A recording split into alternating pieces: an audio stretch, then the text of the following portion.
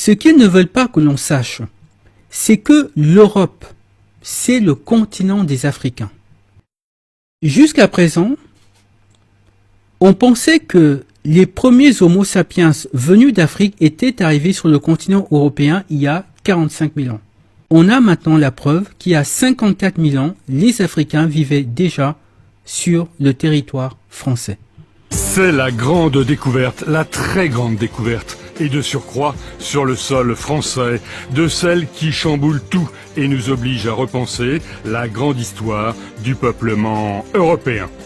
Qui, voici encore 10 jours, connaissait la grotte Mandrin au cœur du Tricastin et dont le nom rappelle le possible passage du fameux contrebandier du XVIIIe siècle.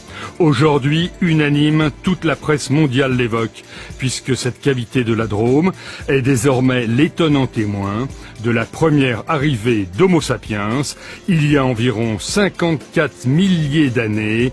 C'est vertigineux. La découverte est énorme puisque la présence de l'homme moderne en pleine terre néandertalienne bouleverse de près de 10 000 ans toutes les chronologies du paléolithique européen. Les Homo sapiens blancs, à cette époque-là, n'existaient pas.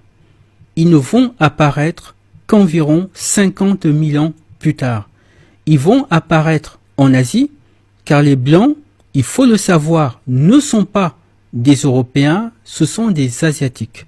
Et quand ils vont arriver sur le continent européen, il y a environ 4000 ans, ils vont commencer par un génocide.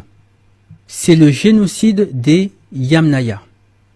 Ces Yamnaya sont décrits comme le peuple le plus meurtrier de toute l'histoire de l'humanité.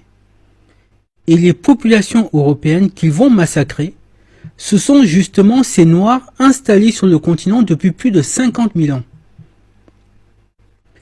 Et les Européens blancs aujourd'hui sont les descendants de ces Yamnaya. Ils ne se sont pas laissés de traces écrites parce que justement ils ne connaissaient pas l'écriture. Les Européens d'alors non plus n'avaient pas d'écriture. Il n'y avait d'écriture qu'en Égypte et en Mésopotamie à cette époque. Mais par contre, ils ont laissé une trace encore plus indélébile. Ils ont laissé leurs gènes. Et vous et moi, en France, avons 35% environ de gènes qui proviennent d'une ascendance Yamnaya. 35% c'est gènes. Énorme. C'est énorme. C'est énorme. Et comment est-ce qu'ils ont fait pour que j'ai, juste 5000 ans après, 35% de gènes Yamnaya? Alors, ce que pensent les chercheurs, ça n'a pas dû arriver partout, ça devait pas être pareil partout en Europe, mais certains chercheurs pensent qu'ils ont dû un peu zigouiller tous les individus masculins. Tous les mâles. Tous les individus masculins, effectivement. Et ça se voit sur le chromosome Y.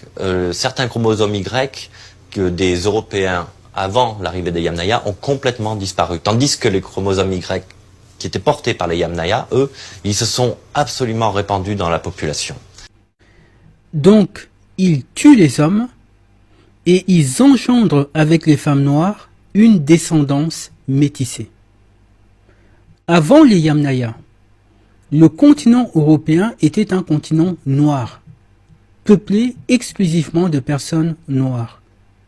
Après l'invasion des Yamnaya venus d'Asie, l'Europe va devenir un continent métissé.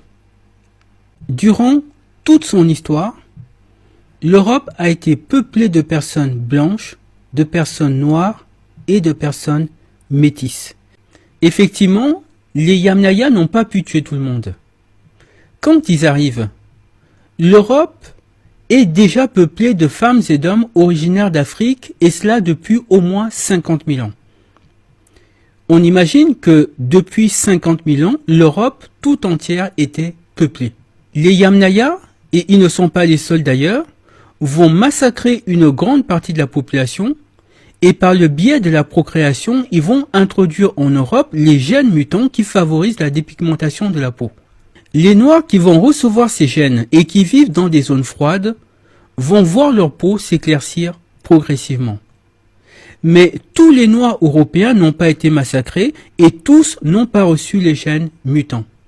Et sachant que l'Europe, leur continent, était désormais envahi d'êtres d'une violence inouïe, on imagine qu'ils vont s'organiser, qu'ils vont se défendre, qu'il va y avoir des guerres Et à certains endroits, il y aura sans doute des trêves, des alliances, etc. Et toute l'histoire de l'Europe, ça va être ça, de sorte que, en réalité, l'Europe était peuplée de personnes noires, de personnes blanches et de personnes métisses. L'erreur que commettent ces historiens, c'est d'affirmer que la présence noire dans l'Europe médiévale résulte de l'immigration.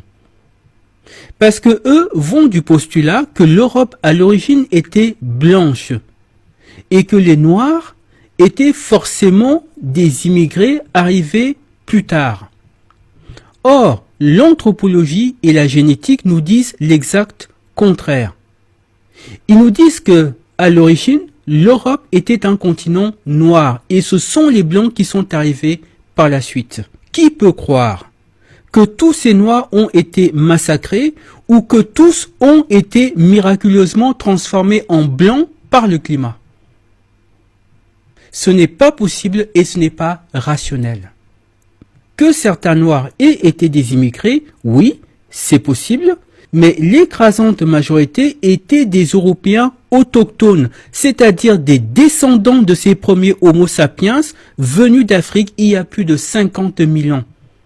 On est donc fondé d'affirmer que l'Europe de ces 4000 dernières années a toujours été composée de personnes noires, de personnes blanches et de personnes métisses. Mais ce n'est qu'au cours de ces 300 dernières années que les Européens blancs ont entrepris de se débarrasser définitivement des Noirs autochtones qui vivaient sur ce continent.